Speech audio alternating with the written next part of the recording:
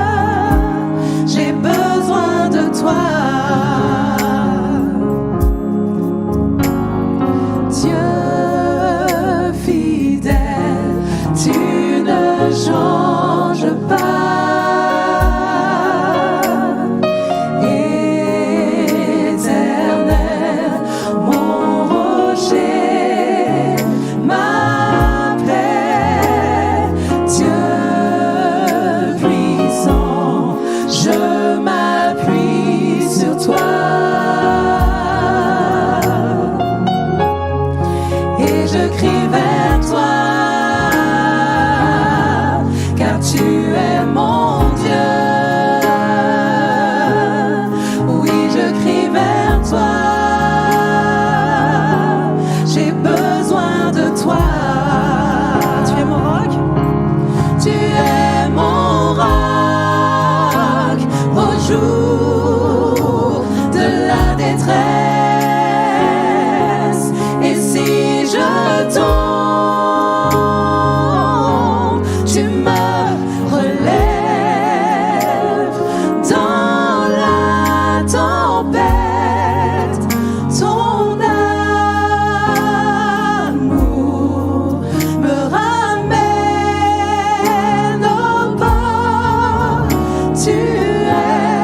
mon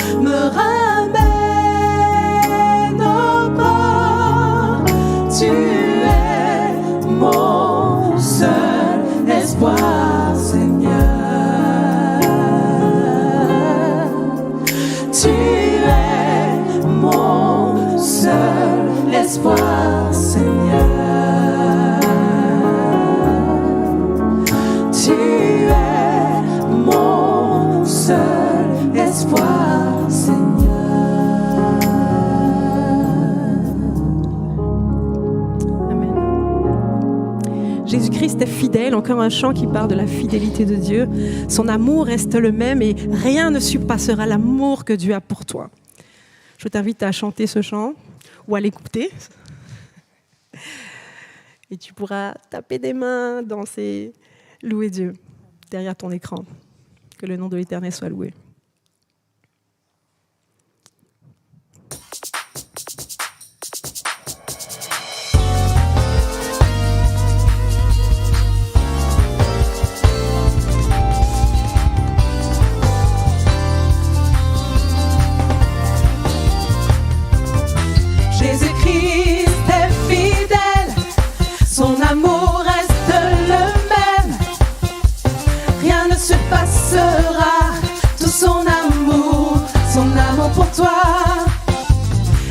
Surpassera tout son amour pour toi. Jésus-Christ est fidèle. Jésus-Christ est fidèle. Son amour reste le même. Rien ne surpassera tout son amour pour toi. Rien ne surpassera tout son amour pour toi. Il est pour toi.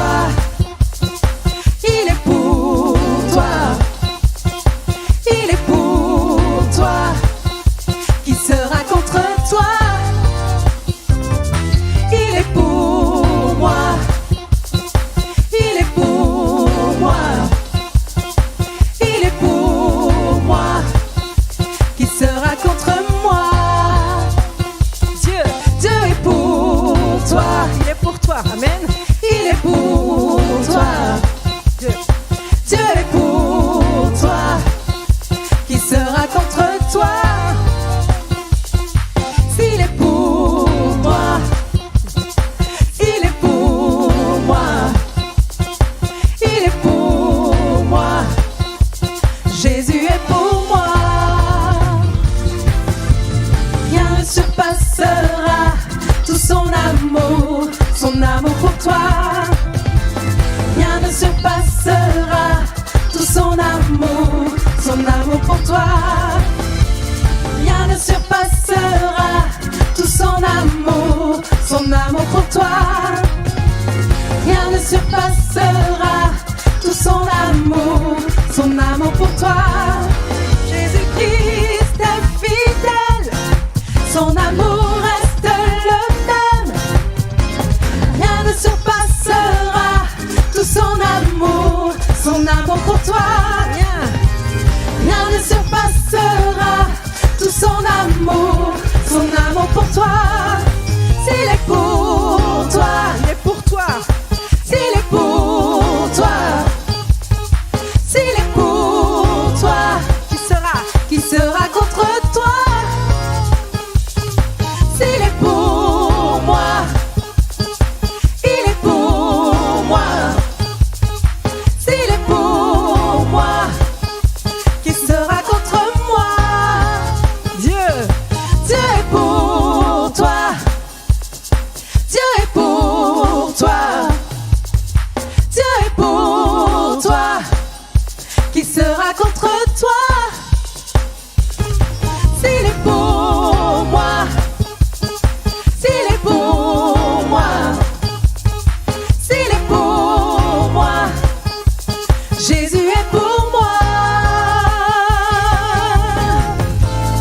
Si Jésus est pour moi, qui sera contre moi? Amen. Rien ne surpassera l'amour de Jésus. Gloire à son nom, gloire à Jésus, gloire au Père et gloire au Saint-Esprit. Amen.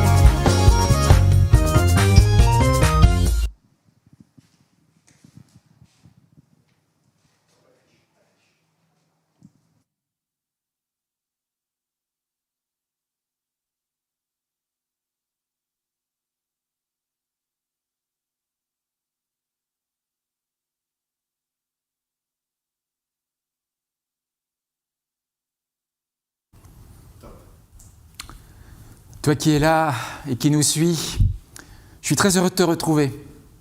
Je me demande d'ailleurs comment tu te sens en ce moment. Il y a des jours où ça ne va pas, je le sais. On a parfois l'impression d'être au bout de sa vie.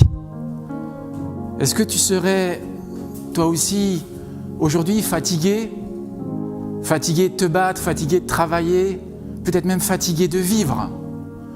Tu as peut-être cette impression qu'ont beaucoup de nos contemporains d'être inutile. L'impression que ce que tu fais, ça ne sert à rien. Tu te demandes même pourquoi tu es là sur Terre, pourquoi on t'a mis au monde, tu n'as rien demandé. C'est pas évident. On est souvent à se poser des questions comme ça, en tout cas quand ça va pas bien. On se dit, mais est-ce que la vie a un but? Et est-ce que ce que je fais vaut la peine d'être fait? Où est-ce que je vais? À quoi je sers? Et aujourd'hui, on va parler d'utilité et d'inutilité. Peut-être que tu as justement un sentiment d'inutilité.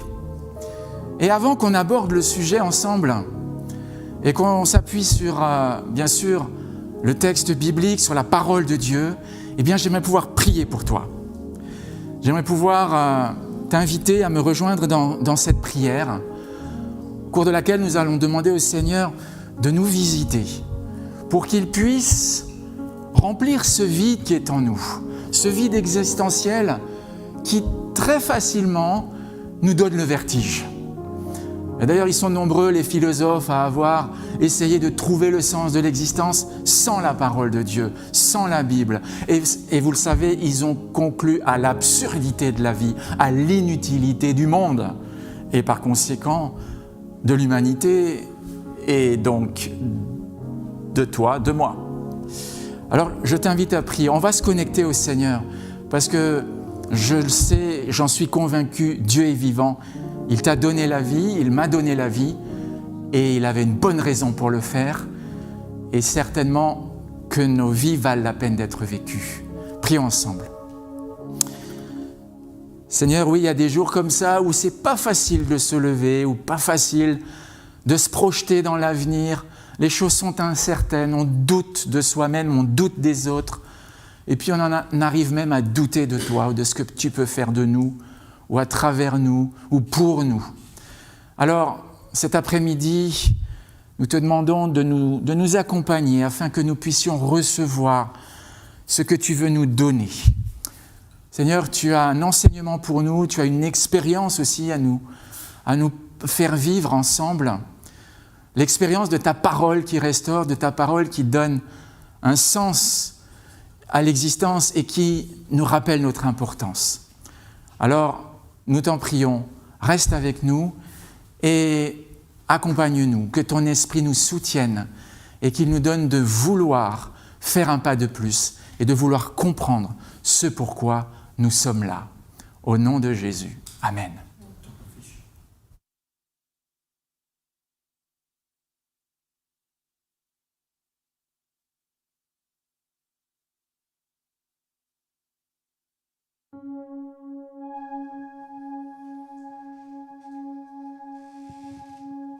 Je vous invite à chanter avec nous ce chant « Oh, j'ai besoin de toi, nous avons besoin de notre Dieu », quel que soit ce que vous vivez.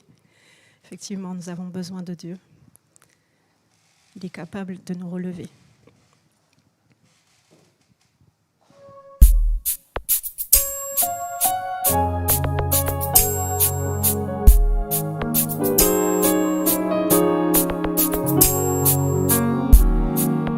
Oh, j'ai besoin de toi, j'ai besoin de ta voix qui vient me dire tout bas, oui, je suis là. Viens te poser sur moi, viens me parler du roi, colombe de l'esprit,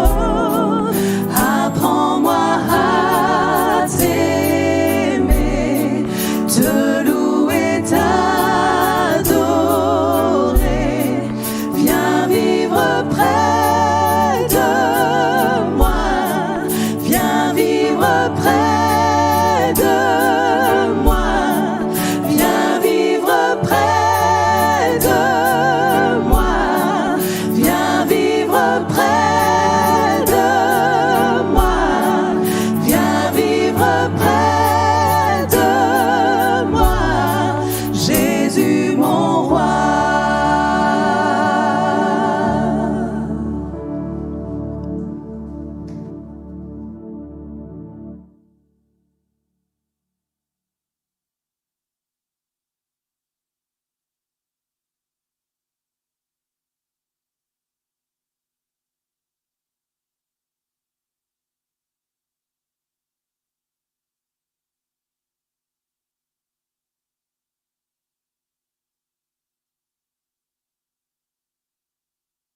Lire avec moi un passage qui se trouve dans l'Évangile selon Luc, au chapitre 17.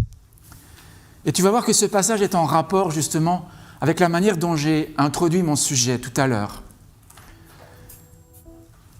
Lisons ensemble à partir du verset 5. Luc 17, verset 5.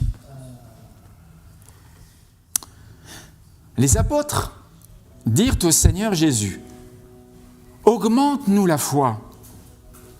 Et le Seigneur dit: si vous aviez de la foi comme un grain de sénévé, vous diriez à ce sycomore: déracine-toi et plante-toi dans la mer, et il vous obéirait. Et Jésus continue: qui de vous, ayant un serviteur qui laboure ou paie les troupeaux, lui dira, quand il revient des champs, approche vite et mets-toi à table? Ne lui dira-t-il pas au contraire: prépare-moi à souper, ceins-toi et sers-moi, jusqu'à ce que j'aie mangé et bu. Après cela, toi, tu mangeras et tu boiras. Doit-il de la reconnaissance à ce serviteur parce qu'il a fait ce qui lui était ordonné? Vous de même, quand vous avez fait tout ce qui vous a été ordonné, dites: nous sommes des serviteurs inutiles. Nous avons fait ce que nous devions faire. Des serviteurs inutiles. Vraiment? Après avoir travaillé toute la journée? Alors, un petit moment, on va y revenir. Intéressons-nous tout d'abord à la question des apôtres à Jésus, ou plutôt à leur demande: augmente notre foi. Parce qu'ils se sont rendus compte qu'ils avaient vraiment une foi fragile, une foi limitée. Ils avaient besoin de plus de foi pour croire en eux-mêmes, mais surtout pour croire en Jésus, qui prétendait être l'envoyé de Dieu et qui disait avoir une solution pour eux, pour leur vie. Jésus est venu justement donner du sens à leur existence, faire en sorte qu'ils se sentent importants, utiles, qu'ils aient envie de se projeter dans l'avenir. Alors il pose cette question à Jésus: est-ce que tu voudrais bien augmenter notre foi? Est-ce que tu as une solution? On aimerait ressentir cette satisfaction qu'ont les gens qui réussissent. On aimerait réussir nous aussi, comme toi tu sembles réussir. La réponse de Jésus est surprenante. Il parle d'une petite graine. Alors, j'ai lu dans ma Bible qu'il est question d'un grain de sénévé. En réalité, c'est une graine de moutarde. Rien de plus que ça. Une toute petite graine, aussi grande qu'une graine de sésame. Tu as déjà dû voir une graine de sésame? C'est pas grand-chose. Ou une graine de lin. Voilà à quoi ressemble une graine de moutarde ou, selon d'autres versions, un grain de sénévé. C'est donc tout petit, n'est-ce pas? Presque invisible. Et Jésus prétend qu'une foi aussi petite que cette graine de moutarde peut déraciner des arbres. Déraciner, pourquoi pas un sycomore? Alors, c'est vrai que nous, on ne sait pas trop ce qu'est un sycomore. Ça pouvait fort bien être, on ne sait pas exactement quelle espèce d'arbre était le sycomore. Plusieurs arbres sont appelés sycomores. Mais c'était certainement un figuier sycomore. Sachez qu'un figuier sycomore peut devenir très grand, aussi grand qu'un pommier, tu as déjà vu un pommier, ou qu'un cerisier. Un bel arbre, quoi, avec un tronc, des racines. Pas évident de déraciner un sycomore, crois-moi. Récemment, j'ai fait une expérience dans le jardin de mes parents. Ma mère m'a demandé de sortir un plant de romarin qui prenait un peu trop de place, pardon. Et donc, je m'en approche, je me dis, ça va être facile, je commence à tirer dessus. Penses-tu, il résiste? J'insiste, il a résisté encore plus. Je me dis, je ne vais pas y arriver à la main, il n'y a pas moyen. Effectivement, il avait des racines d'environ 10 cm de diamètre, pour les plus grosses. Il a fallu que j'attaque à la pioche. Et ça a duré un moment. Juste pour un plant de romarin, c'est vrai, il avait déjà 2-3 mètres de large. Hein, c'était un bel arbuste. Mais j'ai sué, j'ai mis du temps, j'ai mis toutes mes forces dans l'entreprise. Finalement, j'y suis arrivé, enfin, à peu près. J'ai quand même dû laisser quelques racines. Mais imaginez un arbre qui est déraciné par la puissance d'une petite graine. Et cette petite graine, c'est la foi que le Christ peut te donner. Alors, oui, on a déjà entendu Jésus nous dire que cette foi est capable de transporter des montagnes, n'est-ce pas?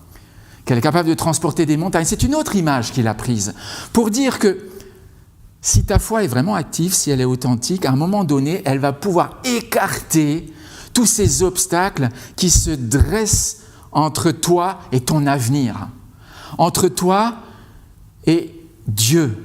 Parce que Dieu, il t'attend. Dieu, il a prévu quelque chose pour toi. Et il veut que tu puisses avancer.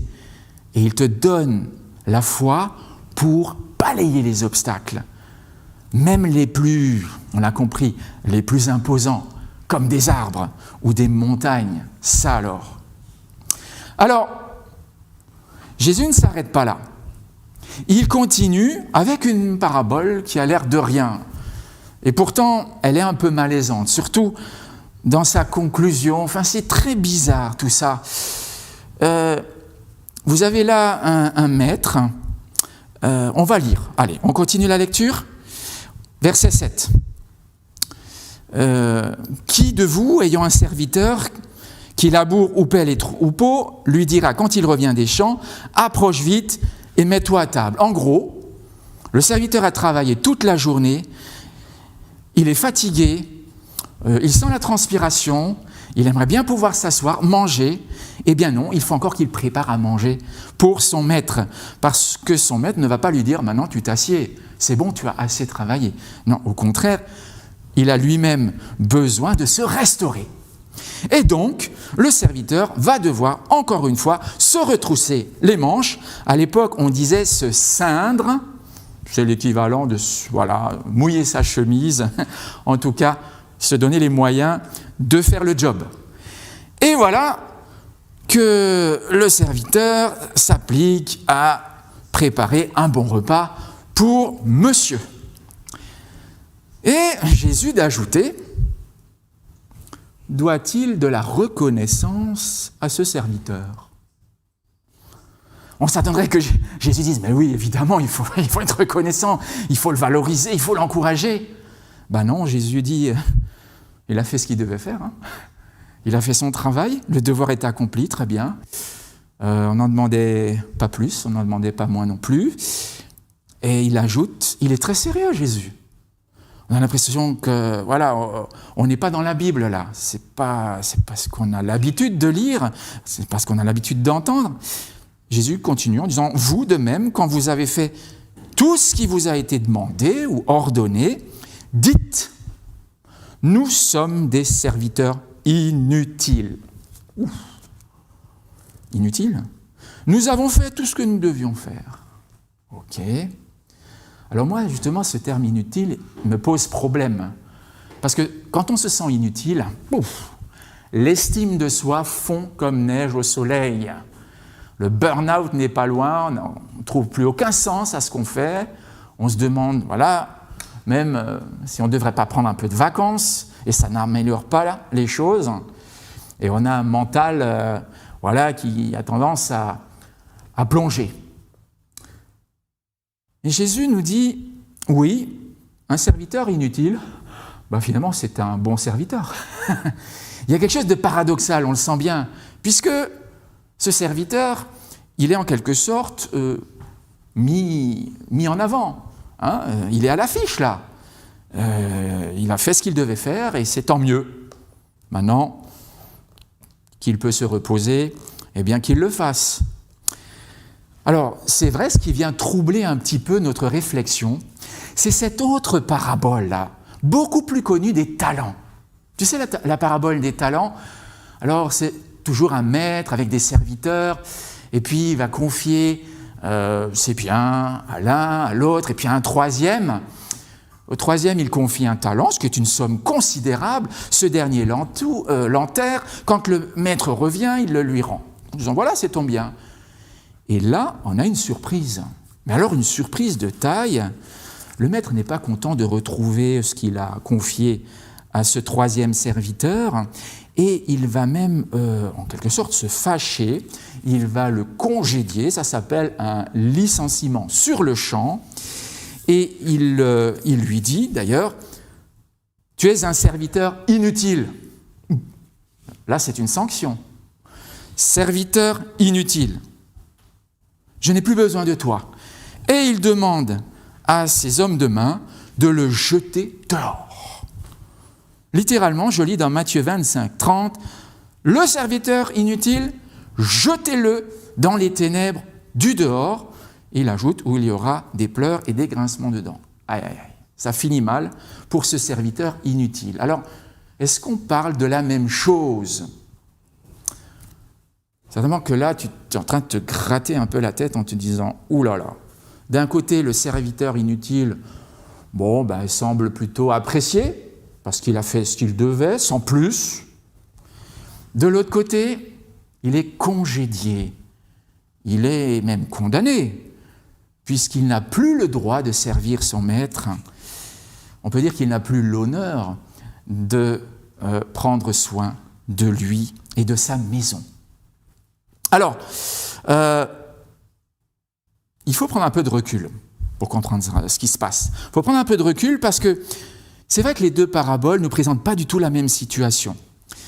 Dans la parabole des talents, celle dont je viens de parler à l'instant, le serviteur inutile n'a rien fait pour son maître. Alors que dans la parabole du ou des serviteurs inutiles, ceux-ci ont fait tout ce que le maître leur a demandé. Tout. Donc le contexte n'est pas le même. D'un côté, vous en avez un qui se contente de rien faire, puisque si tu enterres ce que ton maître te confie, en fait, tu ne fais rien. Tu attends que le temps passe et à la fin, tu lui restitues son bien. Donc, il n'a rien fait.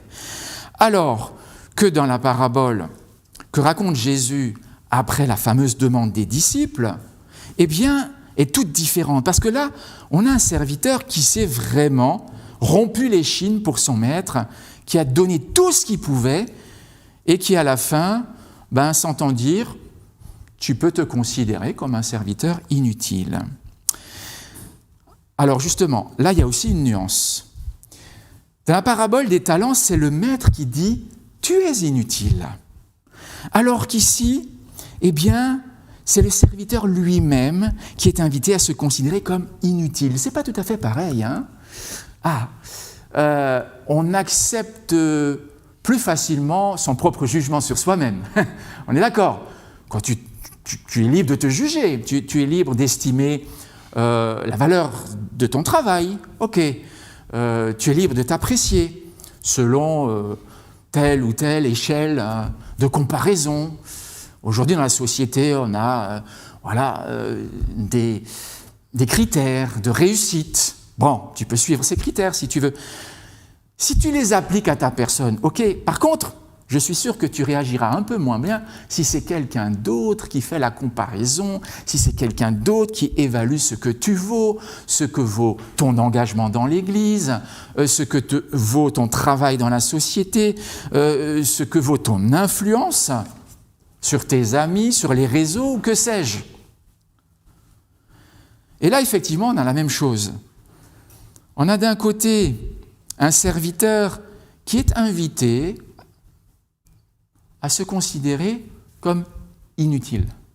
Et de l'autre côté, on a un maître qui dit « Non, là, tu n'as rien fait. Vraiment, ça ne va pas. Ça ne va pas, je vais devoir me passer de tes services. » Et en plus, il est considéré comme méchant et paresseux. Méchant et paresseux. Bah oui, il n'a pas fait grand-chose.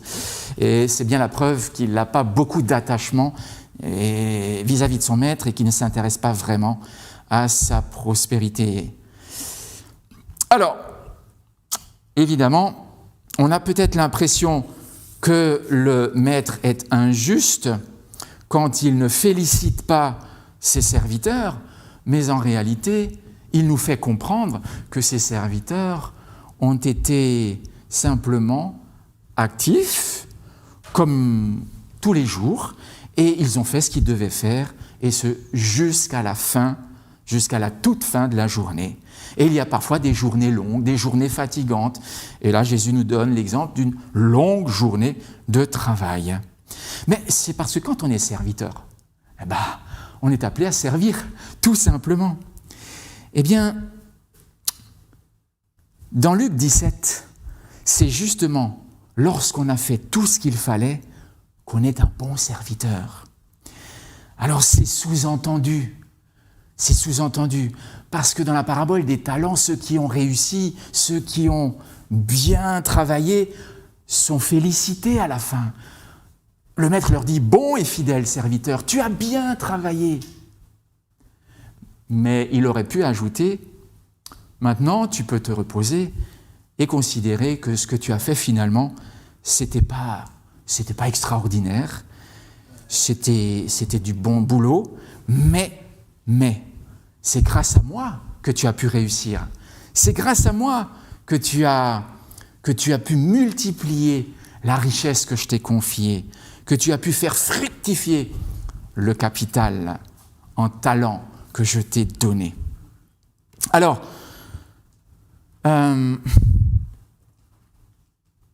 j'ai envie maintenant d'une réflexion avec toi, et je t'invite à me rejoindre dans cette réflexion sur ce qu'est être un serviteur. Est-ce que c'est valorisant ou pas? Est-ce que ça vaut la peine de travailler pour les autres, parfois gratuitement, en tout cas de manière désintéressée?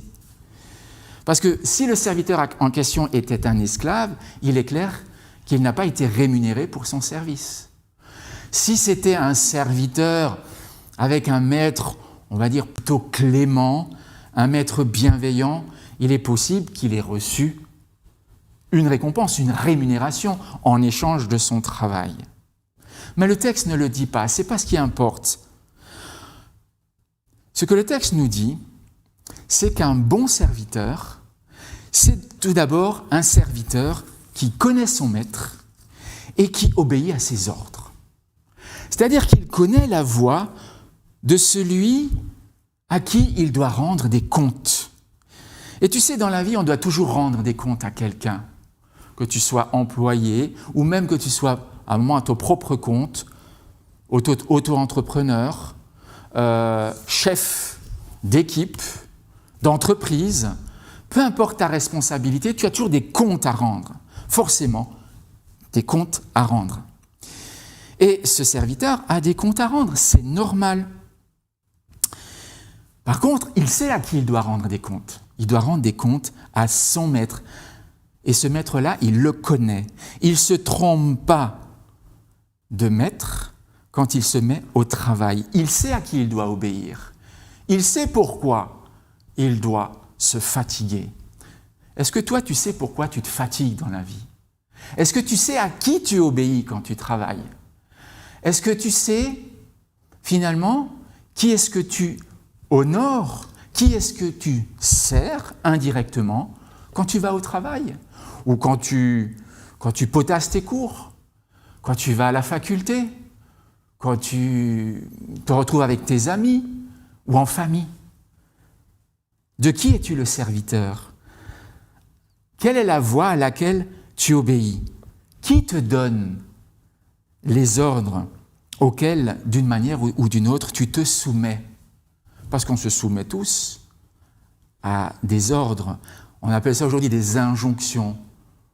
Que ce soit les ordres que l'on a, d'une certaine façon, assimilés, que l'on a intégrés à travers son éducation, ou ceux que l'on s'impose à soi-même, ou les ordres que l'on reçoit de ses supérieurs, ou des personnes que l'on apprécie. Qui écoutes-tu ? Eh bien, la Bible t'invite à te tourner vers le Maître, le Seigneur Jésus. Alors on comprend dans la parabole ici, le Maître c'est lui, c'est le Seigneur Jésus. Le serviteur c'est toi, le serviteur c'est aussi moi.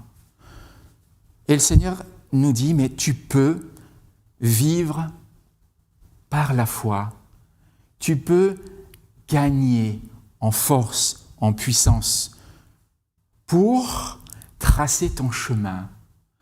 Tu peux à un moment donné, même s'il le faut, déraciner un arbre qui se trouve là, devant toi, tel un obstacle insurmontable, ou même une montagne s'il le faut. Mais pour ça, tu dois apprendre le sens du service. Le sens du service, et tu dois surtout savoir qui tu veux servir. Qui tu veux servir. Moi, j'ai choisi de servir Jésus, et ça comble ma vie, ça me rend heureux. Et je sais qu'à la fin de ma vie, je serai peut-être fatigué. D'ailleurs, il m'arrive régulièrement d'être fatigué. Après une grosse journée de travail, après avoir rencontré les uns les autres, après avoir été au service de mon prochain, je ressens de la fatigue. Mais je n'entends pas forcément la voix de Dieu à ce moment-là qui me dit « Bravo, bravo, t'as bien travaillé, t'es le meilleur, tu es mon préféré ». Non, je n'entends rien. Je sais juste que j'ai fait ce que je devais faire ce jour-là. J'ai suivi la voix de mon maître, j'ai écouté et j'ai obéi. Premièrement, un bon serviteur, un serviteur inutile d'une certaine manière, sait qui est son maître et lui obéit. Deuxième qualité d'un bon serviteur. Bon, pour l'instant, je vais l'appeler un serviteur inutile, mais tu comprends, il y a un paradoxe là-dedans. Hein ? C'est que ce serviteur inutile, en fait, il est très apprécié de son maître. Il sait ce qu'il doit faire. Il est autonome, il est volontaire. Tu as remarqué, tout au long de la journée, il était occupé. Le soir, il arrive, le maître rentre. Eh bien, il est tout à fait normal qu'il se mette à sa disposition et qu'il lui prépare un repas. Il sait ce qu'il doit faire et il fait tout ce qui est attendu de lui, absolument tout. D'ailleurs, à la fin, Jésus précise que celui qui a fait tout ce qui lui a été demandé, c'est important, le tout. Quand vous avez fait tout ce qui vous a été demandé, tout, alors vous pouvez dire que vous êtes inutile. Quel contraste! Quelle contradiction aussi. Et pourtant, c'est ce que Jésus veut nous faire comprendre. C'est que quand on sert parce qu'on aime servir et pas parce qu'on s'attend à une récompense. J'y arrive d'ailleurs à ce point-là qui est très important. Mais j'aimerais encore insister sur la deuxième qualité essentielle d'un bon serviteur. 1, il sait qui est son maître et il obéit à son maître. Il ne se trompe pas de maître. 2, il sait ce qu'il doit faire et il le fait bien jusqu'au bout. Il est consciencieux, il est endurant. Alors, il y a bien des gens qui se demandent d'ailleurs quel est leur appel. Peut-être que tu t'es déjà demandé qu'est-ce que Dieu veut de moi. Dans le monde, on a tellement d'options, c'est vrai, on peut faire tellement de choses aujourd'hui. Bon, outre les voyages, on peut étudier les sciences. Toutes sortes de sciences, l'informatique, les sciences sociales, comportementales, la médecine, le droit, la politique, les sciences pratiques. Voilà, tu peux t'engager dans une formation pour devenir maçon, ouvrier, spécialiste dans tel ou tel domaine d'activité professionnelle. Les choix sont quasi infinis. Et alors on peut se dire, qu'est-ce que je dois faire? Le monde est plein d'options, plein d'opportunités. Encore faut-il choisir la bonne option, celle que Dieu a choisie pour toi.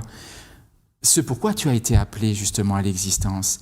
Et je crois qu'il est important que nous sachions que Dieu a un projet pour nous. Il a un projet pour toi et tu n'existes pas, tu n'es pas là pour rien.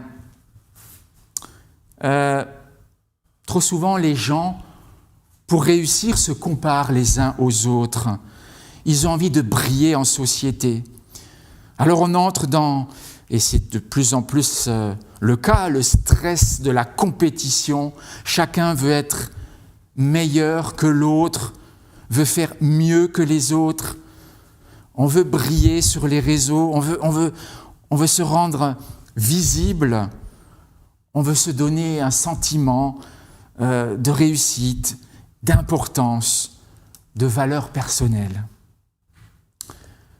Mais Dieu te dit, à travers cette parabole, en fait, ce qui compte, c'est que tu fasses la volonté de Dieu. Alors tu vas me dire, pas si simple. Mais justement, mets-toi à l'écoute de Dieu. La prière est un moyen pour inviter Dieu à te dire quelle est l'option qui, pour toi, convient le mieux. Ce pourquoi il t'a préparé à servir. Parce que tu as été préparé à servir. Tu n'en es peut-être pas conscient aujourd'hui, mais tu as quelque chose de grand à faire. D'abord en exerçant la foi, évidemment. Parce que tu ne pourras pas servir, il y a un lien entre la foi qui déplace des montagnes, qui déracine des sycomores, et puis, bien sûr, le service. Parce que si tu veux que ta foi augmente, il faut que tu te mettes au service des autres. Et en même temps, en te mettant au service des autres, c'est-à-dire en faisant quelque chose d'utile pour les autres et par ricochet pour Dieu, eh bien, tu vas sentir ta foi augmenter. Tu vas prendre confiance en toi-même et tu vas prendre confiance davantage encore en Dieu. Non, on n'est pas là pour écraser nos concurrents, pour nous asseoir sur les autres, voire même les piétiner. C'est pas la peine. On a tous quelque chose à faire dans cette vie. C'est tellement plus simple d'écouter la voix de Dieu et de faire ce qu'il nous demande, tout ce qu'il nous demande. Troisième point, et je l'ai déjà évoqué, eh bien, un bon serviteur, un serviteur qui finalement pourra se dire inutile lorsqu'il aura l'occasion de contempler son travail, eh bien, c'est un serviteur qui n'attend pas de récompense. C'est quelqu'un qui peut même se passer de reconnaissance. Jésus dit, doit-il de la reconnaissance à ce serviteur? La réponse, c'est non. Il ne doit pas de reconnaissance à son serviteur. Comprenez par là que Dieu ne nous doit rien. Dieu ne nous doit rien, il n'est pas notre obligé, puisque le maître ici, c'est Dieu, évidemment. Il ne nous doit rien, Dieu ne te doit rien, il t'a déjà tout donné. C'est ça la réalité, il t'a tout donné. Tout ce dont tu as besoin pour réussir dans la vie, pour choisir la bonne option, pour aller là où tu dois aller et faire ce que tu dois faire, afin d'avoir un sentiment de réussite, un sentiment d'accomplissement, un sentiment de plénitude.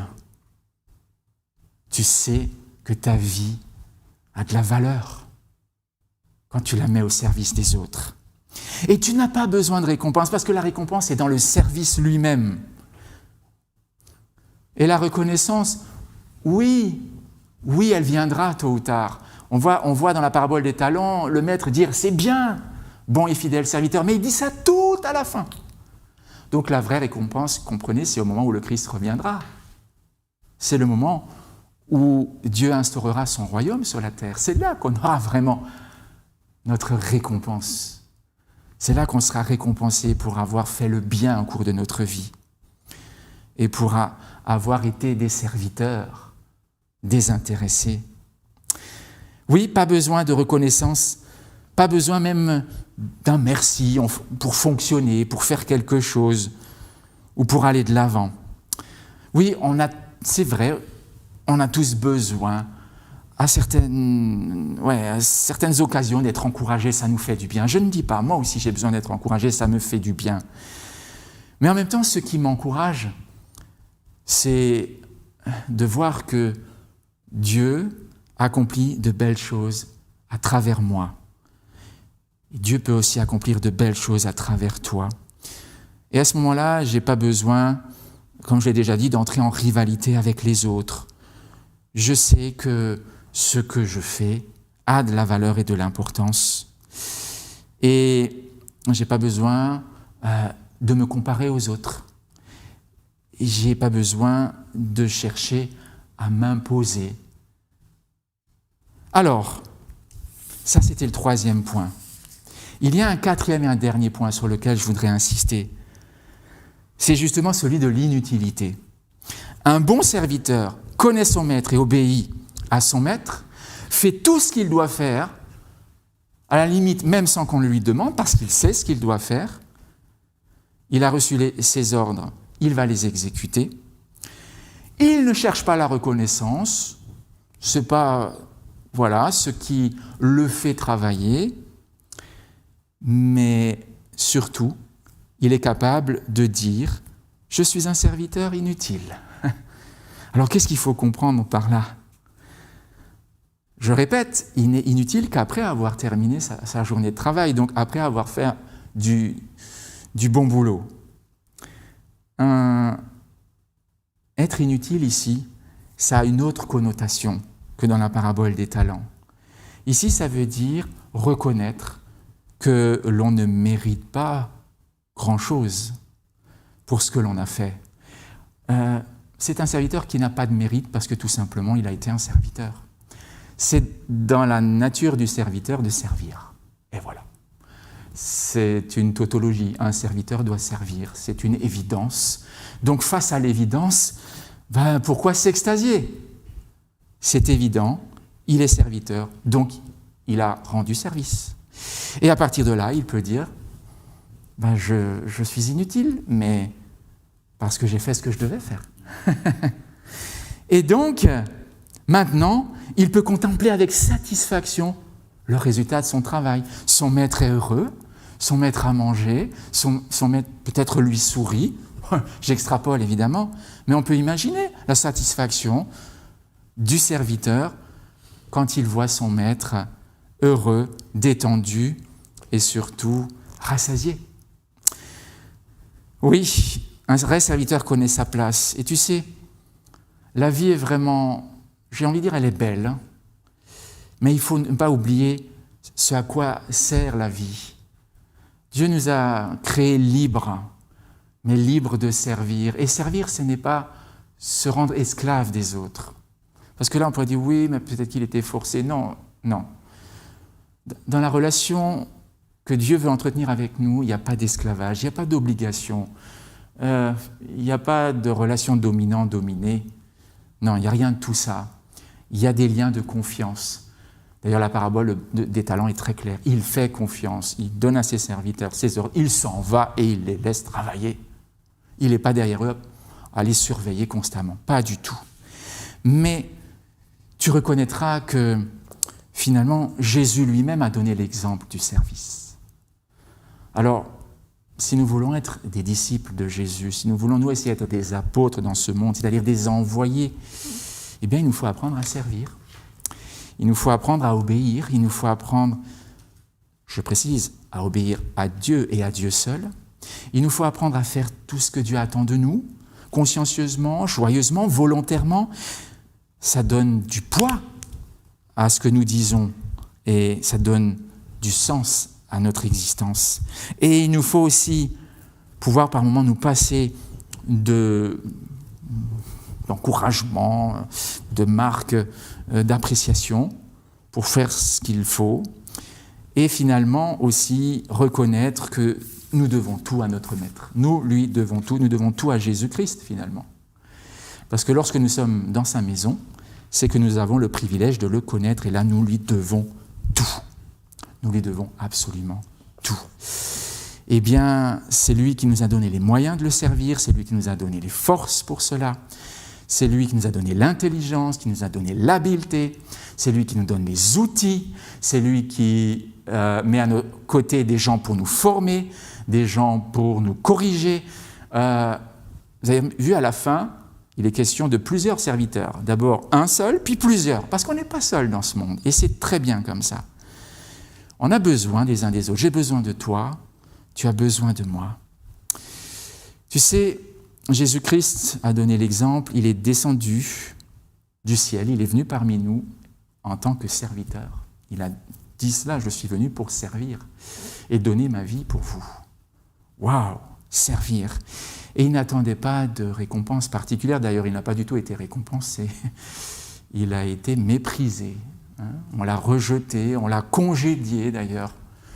On a considéré que ce qu'il faisait n'avait aucune espèce d'importance et que c'était même un gêneur, que c'était un hérétique d'une certaine façon pour les Juifs de son temps. Bref, on lui a fait un procès, alors qu'il était là pour servir et apporter la bonne nouvelle du salut dans notre monde.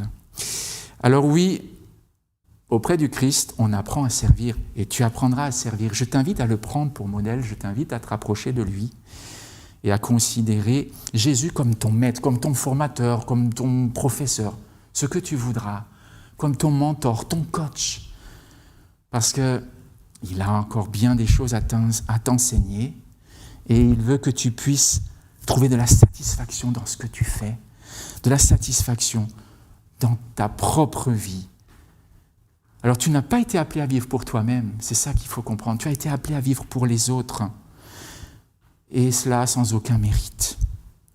J'aimerais que nous puissions maintenant prier ensemble et demander à Dieu, encore une fois, de s'emparer de nos vies, de s'emparer de ce que nous sommes, de nos cœurs, de nos mains, de nos pieds, pour nous mettre en action et nous donner la joie de l'imiter dans le service.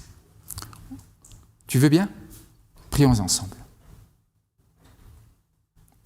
Oui Seigneur, tu nous as montré à travers cette parabole surprenante que dans cette vie, eh bien, il est possible de s'épanouir sans rechercher la gloire pour soi-même, sans rechercher la réussite mondaine, sans vouloir à tout prix gagner beaucoup d'argent, se faire une belle situation, s'offrir les biens les plus précieux de ce monde. Non.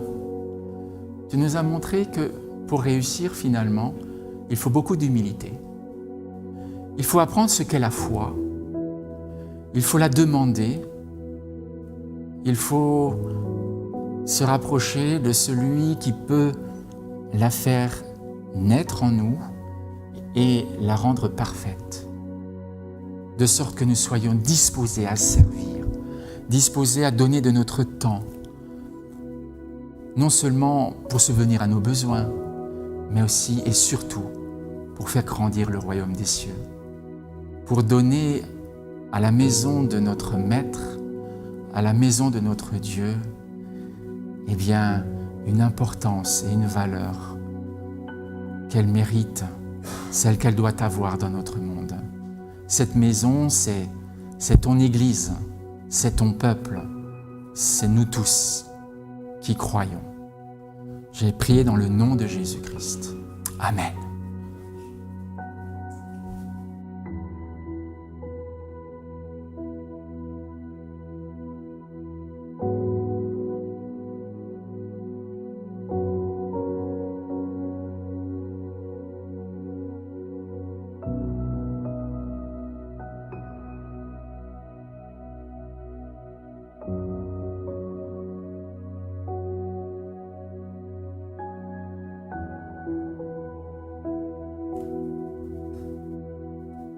Alors j'ajouterai une annonce à ce temps que nous venons de partager ensemble. Sache que nous nous retrouvons samedi prochain à 17h. L'aventure continue, nous allons aller de découverte en découverte et de surprise en surprise.